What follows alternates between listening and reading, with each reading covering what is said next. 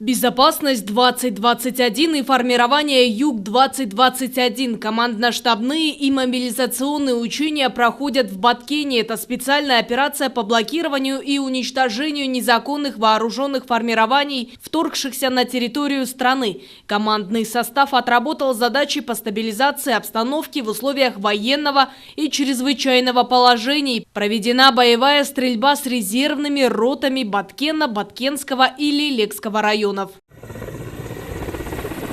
Обнаружить взрывчатое вещество или определить то, из чего оно сделано, помогает металлоискатель «Валлон». Он способен распознать это на глубине 2,5 метров.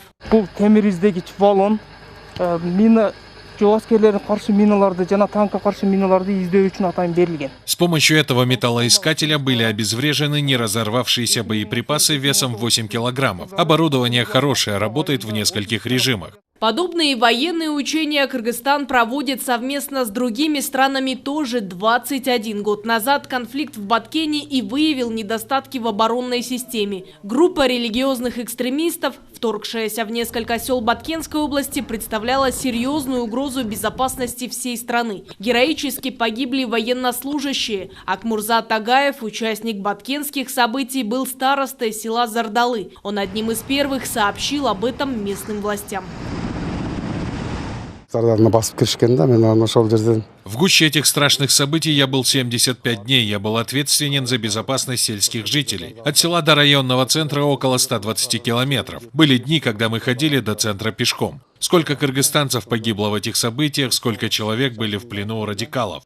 За заключительной фазой учений наблюдал лично президент, главнокомандующий вооруженными силами страны Садыр Джапаров. Когда терроризм и экстремизм представляют большую угрозу для мира, военные, правоохранительные спецслужбы Кыргызстана продемонстрировали, что нет более почетного и священного долга, чем защищать свой дом и свою родину. Это же продемонстрировали и успешные учения «Безопасность 2021» и формирование Юг-2021, отметил главнокомандующий. Мындай шартта мамлекеттүүлүктү бекемдөө, коопсуздукка коркунуч туудурган көрүнүштөргө жана коркунучтарга жооп кайтаруу, өлкөбүздүн аймагында жана чек араларда конфликттик потенциалдарды төмөндөтүү боюнча кадамдарды ишке ашыруу маанилүү. Ушул кадамдардын мисалы катары бир башчыга баш ийүү принцибин сактоо аркылуу куралдуу күчтөрүндө вертикалдуу башкарууну орнотууга мүмкүнчүлүк түзүү үчүн Коргоо министрлигин кайрадан калууна келтиргенибизди айтсак болот. Ошондой эле мындай кадамдарыбыз аскердик башкаруу системасын, Кыргыз Республикасынын куралдуу күчтөрүнүн курамын жана структурасын оптималдаштыруу, аскер кызматчыларды жана мамлекеттик түзүмдөрдүн кызматкерлерин социалдык жактан коргоо деңгээлин жогорулатууга багытталган иш-чаралар менен толукталды. Вновь созданное Министерство обороны позволит создать вертикальное командование в вооруженных силах, сохраняя принцип подчинения одному руководителю. Оптимизирована система военного управления, состав и структура вооруженных сил. Государство совместно с другими странами работает над развитием отечественной оборонной промышленности. А в Минобороне вскоре будет создано подразделение по спецоперациям, отметил президент итог, как государство поддерживает военнослужащих.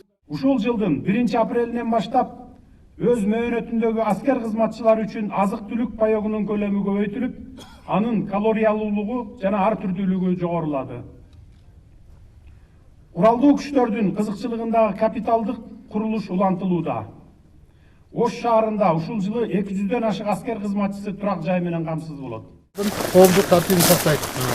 Бул жерде жабырлануучулар кабыл алат жана ушул жерде бөлүштүрөт, тизмелер боюнча. Глава государства ознакомился с образцами военной формы, экипировки, оборудования, вооружений, боевой техники вооруженных сил страны, осмотрел военный госпиталь и встретился с личным составом отдельной резервной роты Баткенского района.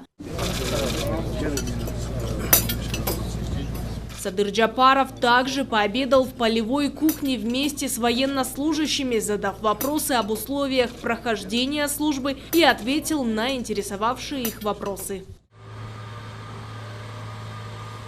А это Касса-1000, проект амбициозный. Он подразумевает поставку электроэнергии из Кыргызстана и Таджикистана в Пакистан и Афганистан в летнее время. 4 страны соединит новая система линий электропередачи. Это позволит максимально эффективно использовать экологически чистые гидроэнергетические ресурсы, давая возможность передавать и продавать летний избыток электроэнергии странам, испытывающим ее дефицит. Афганистан и Пакистан не в состоянии удовлетворить потребности своих граждан, особенно летом. В Пакистане из-за этого бывают частые отключения. Это наносит ущерб промышленному производству. Предприятия закрываются. Естественно, сокращается количество рабочих мест. Кыргызстан уже не составит труда поставлять туда электричество. В летнее время у нас ее потребление снижается. Под строительство первой опоры высоковольтной линии электропередачи капсулу заложил глава государства. Этот проект позволит открыть новую страницу в развитии энергетики. Безусловно, он будет способствовать социально-экономическому подъему стран Центральной и Южной Азии. А основной выгодой для Кыргызстана станет увеличение экспортного потенциала и привлечение дополнительных инвестиций для строительства новых мощностей. Но, как отметил Садыр Джапаров, несмотря на большой объем проделанной работы, впереди стоят много задач. Бул долбоордун алкагында Кыргыз Республикасы тарабынан кабыл алынган каржылык милдеттенмелер сатыкка чыгарылган электр энергиясынын эсебинен толугу менен жабылат, өлкөнүн мамлекеттик бюджетине жүк келтирбейт. Урматтуу мекендештер, кадырлуу коноктор, энергетика биздин мезгилде коомдун жашоосуна терең таасирин тийгизип жатат. Ал ар бир республиканын экономикасынын негизи болуп саналат жана калктын социалдык жашоо шарттарын аныктайт. Бул факт экономиканын керектөөлөрүн жана калктын электр энергиясына болгон муктаждыгын толук канааттандыруу үчүн жаңы КЭСтерди, электр чубалгыларын, көмөк чордондорду куруунун зарылдыгын жаратууда. Успел в ходе своей рабочей поездки в Баткенскую область глава государства ознакомиться и с тем, как здесь реализуют промышленные, торговые и логистические предприятия. Под промзону трансформирован земельный участок более 170 гектаров. Уже поданы заявки от 19 индивидуальных предпринимателей на открытие здесь новых предприятий. В ближайшие годы будут созданы более 2000 рабочих мест. Ну а сейчас здесь строят текстильную фабрику, завод по переработке абрикоса и логистический центр, где будут хранить фрукты.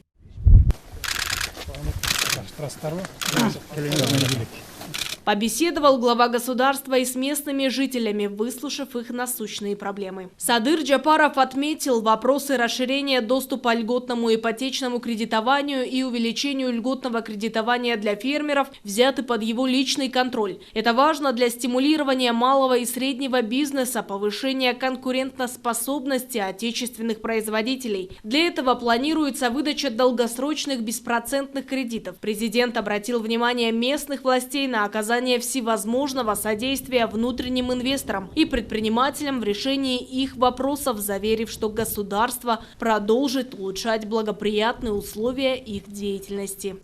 Аяна Дюшикеева и Синтурабыкеев, Алату 24, Баткенская область.